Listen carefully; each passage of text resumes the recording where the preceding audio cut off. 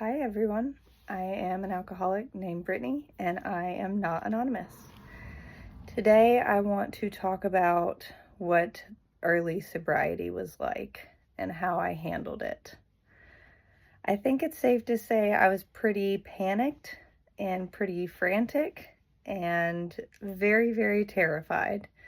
I like I I mean, given that when I first got sober, my first 18 months I spent in prison. And so after I got out, my free world sobriety I count as something different because I got to start with 18 months sober, but I was still starting over in a way because I was out and exposed to the options of everything, which really freaked me out. And so the best way I thought to handle that was to just be very, very vocal about my sobriety. I let everybody in my life know that I was going to be sober.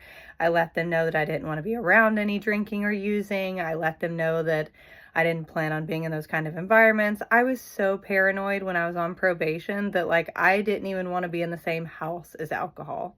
I seriously was so scared of being in the same house as alcohol that I had people hide it or keep it put away from put up while I was in their home.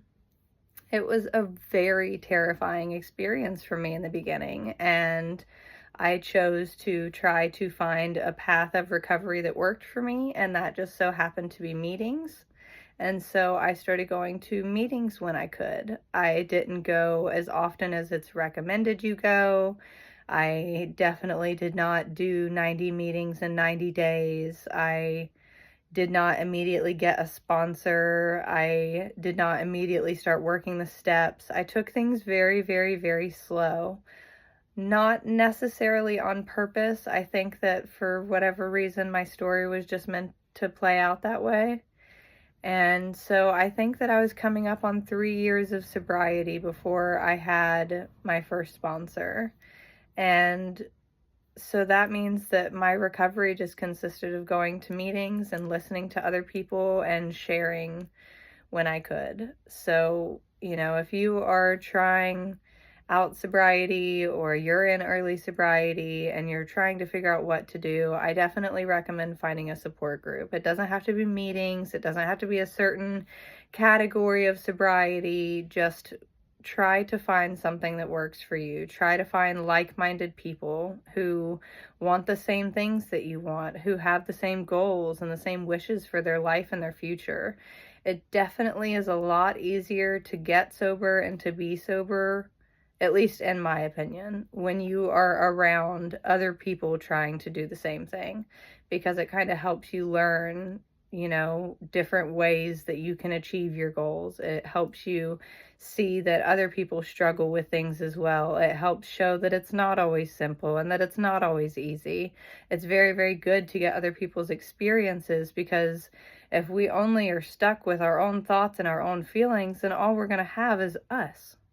And sometimes that's not enough. Sometimes it's very important to get outside perspectives and outside opinions, because that can help make us view things in a light that we didn't see it before, which I think is so important. So in early sobriety, I definitely wanted to surround myself with people who respected my sobriety. There wasn't a lot of that as far as old friend group went, because I partied with my friends. That's what we did. I was 23 when I got sober. We were young. That's what we were doing at that age. That's just the way that it was. And so I wasn't hanging out with too many people from my past, which I was completely okay with, because I was making a new future for myself, and that included new people.